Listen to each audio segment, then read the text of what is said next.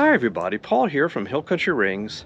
I just finished making a book-matched pair of rings from Tx Mesquite.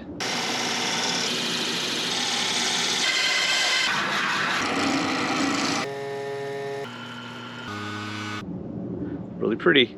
So let's go to the shop and I'll show you how I made them. Alright, this customer asked for a pair of tungsten overlay rings using the Tx Mesquite, but wanted it to be what we call book matched, where they both come from the same piece of wood and basically have the same grain, the same texture, same color, so it'll be a matched set of rings. And I think this is an anniversary set of rings that he's making, that he wanted made. So I'm going to go ahead and do that. And it's a 7.5 and a 9.5. And what I'm going to do is I'm going to go ahead and cut a piece of this Tx Mesquite, and then we will actually 2 pieces, and then we will put them on the lathe and smooth them out, bore them out, and mount these rings. So let's go ahead and start on that.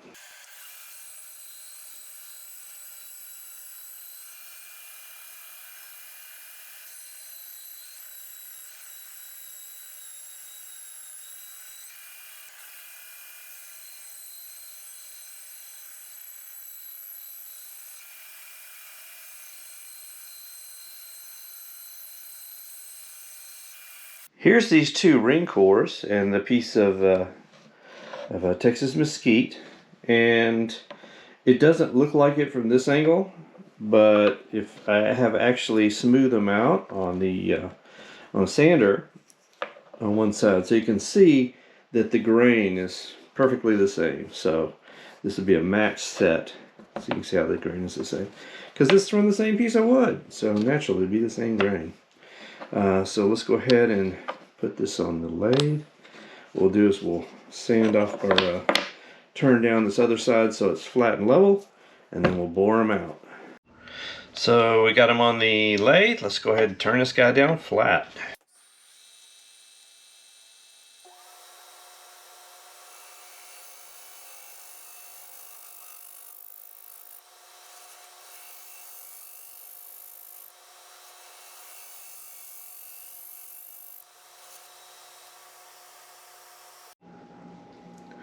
Alright, we've measured this ring, and this is the lady's ring. It's 20.28 millimeters in diameter, so we've got a 20 millimeter Forstner bit chucked up, and we're going to go ahead and bore this out.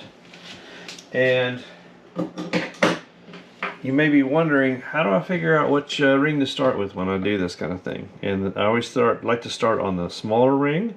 That way, in case I make it too big, you know, the hole's too big, then I can just keep boring it out and make it into the men's ring. But we're just going to hopefully not have that problem, and we're going to do it right first time. That's what our plan is.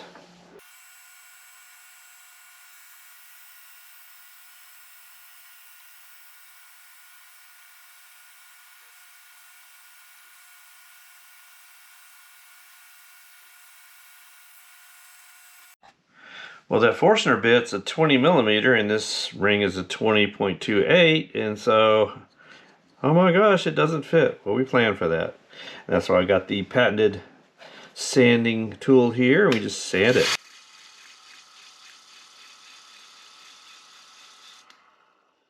Just sand off a little bit, and we'll try it again. Nope, a little bit more.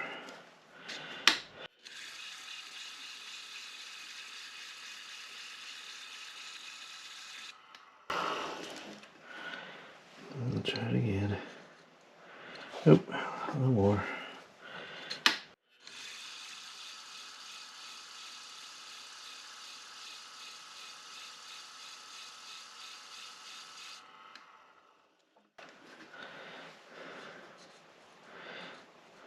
There we go.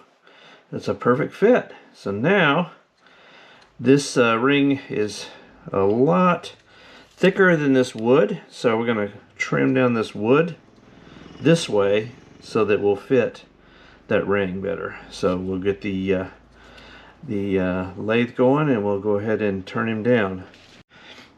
And this is, well, let me turn this way so you can read it. This is a 6mm ring. So set my digital calipers to 6mm, and that pushes this little tail out exactly 6mm. And then I just turn down this wood till it's 6mm. So what could be simpler than that?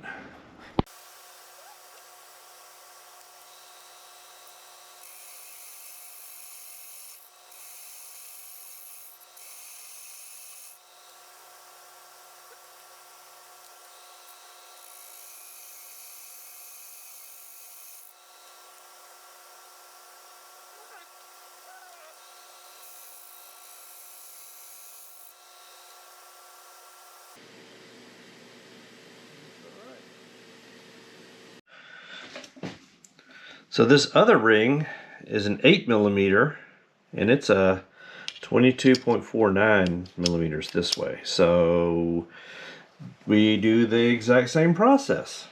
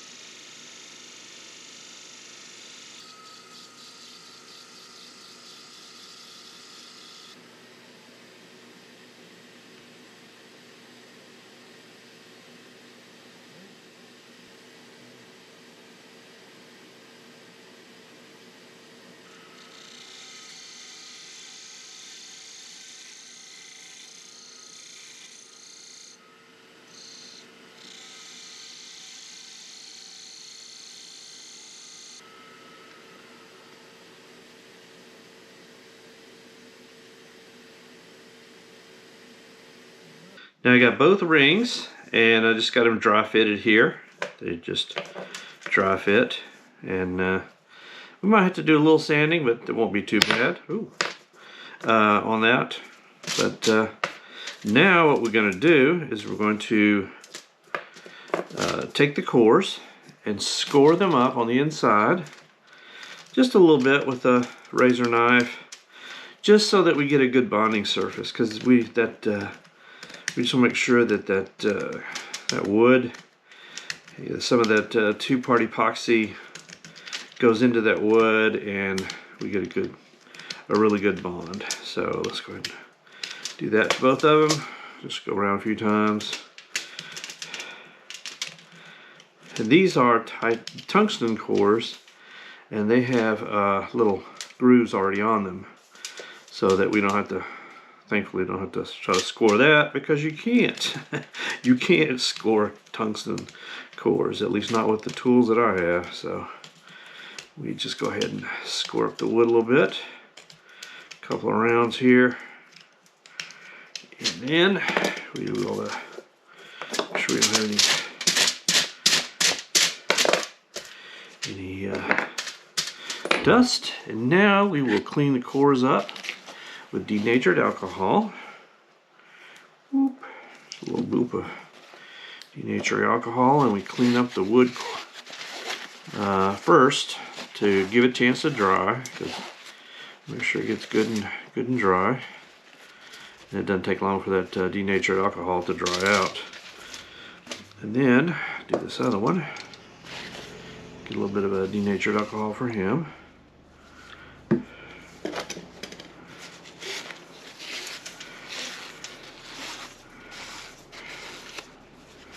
Just to get the dust off of him.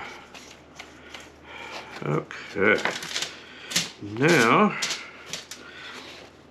we do clean up the cores with denatured alcohol, because in the machining process they use machining oil, and when they lay these things out, excuse me, so that might be a little bit of oil in there, so we make sure that's clean. So we just yeah, see that you can see some of that oil, so we can make sure we get that off. He is really oily. Or I guess this is the she is really oily here. do that. And there we go. Now we got that one nice and clean. We just clean the other one. And you can get this denatured alcohol. It's pretty cheap. Just get it at Home Depot. It's pretty cheap. And don't drink it. That would be a bad thing.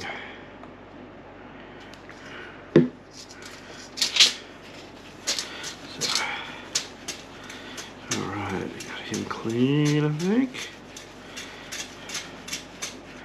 Doesn't hurt to do an extra clean run once you know you got it clean. He spins around. Alright, now we just use our G-Flex two-part epoxy. And I've kind of changed my process from what I had before, probably a year ago or so when I did some match rings, where I wouldn't use the same set of epoxy for 2 rings, but that was when I was using 5-minute epoxy. This stuff takes a whole lot longer to cure, so I can do 2 rings with one set of epoxy. But I wouldn't do any more than that. I wouldn't do, like, you know, unless I was doing them right then, I wouldn't do more rings with the same epoxy, because it does start curing up after probably about 10 or 15 minutes. It starts its curing, but it's not completely cured till overnight. So this is an overnight. This is a 2-day process making these rings. So, but that's okay. If you want to do it right, sometimes it just takes a little extra time. So we got that mixed up good. Got the epoxy good and mixed up. And then we got it on our jeweler's tool here. We'll start it right here with the small one, and we just do put some two-part epoxy on the inside of that ring core, that wood. And we always start with the wood first. That way it'll have a chance to kind of soak into that wood and start getting a good bond. Then we do the big one here. And just kind of go all the way around him. It doesn't have to be too thick. You just want to make sure that you get a good bond, and some will squeeze out. That's okay. We can clean that up. In fact, you want a little bit to squeeze out. Alright, so then we start back with this one and go all the way around the metal core. And it's very important that we do that. That way we have a good wet-to-wet bond. And you probably heard, if you watch this channel, you probably heard me say that hundreds of times. And it's absolutely, I think, very critical for the success of the bond, is to make sure that we got a good wet-to-wet bond. Alright, and then we just put them in there. A little bit of a twist. And then we do this one.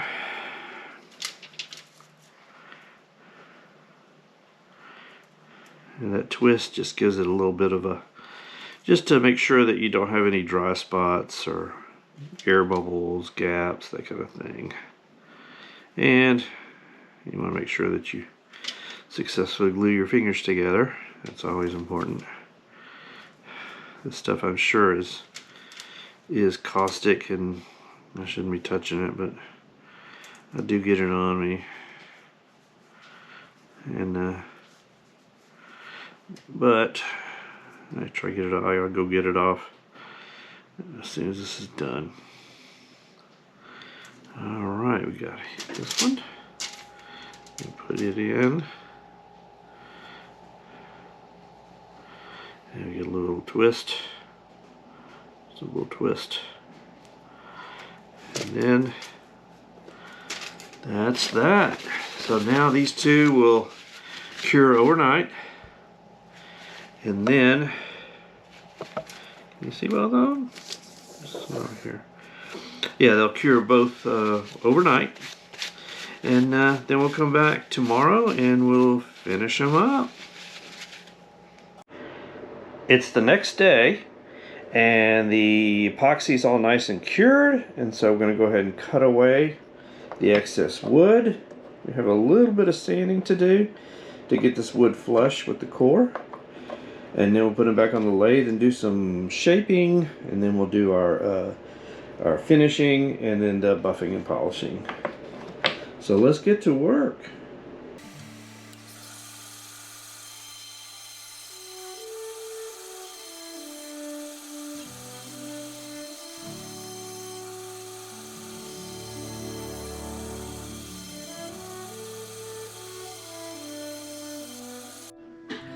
What a treat that I get to do hand sanding on 2 rings. So let's get started.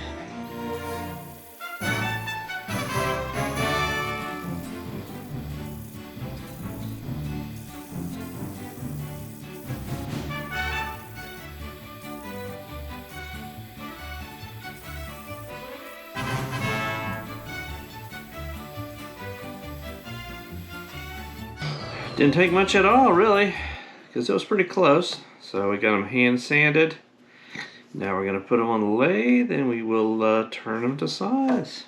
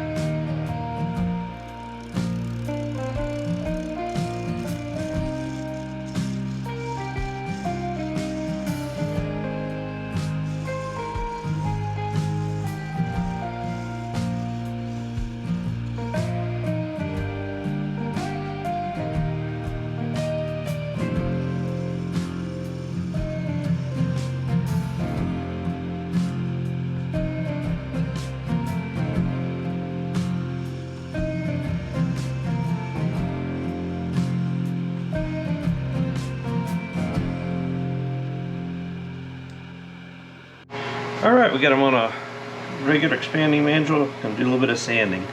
Just a little bit to finish the shaping.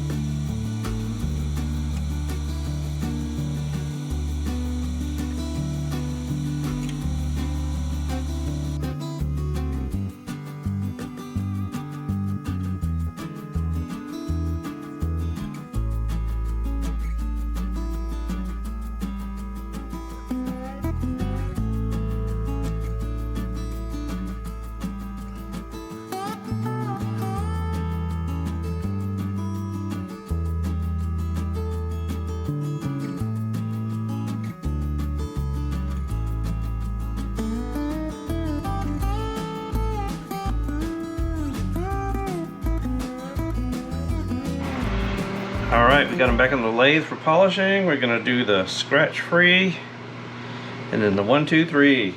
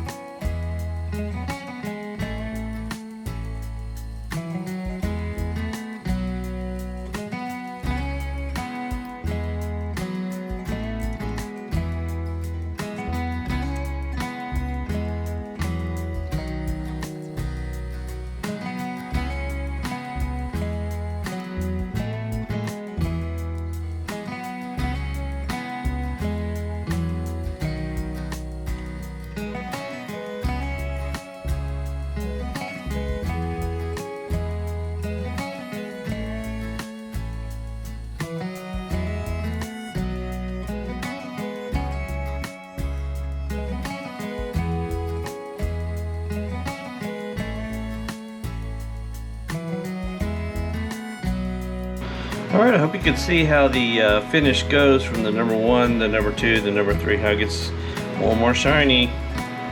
So let's take them over to the buffing wheel and be done.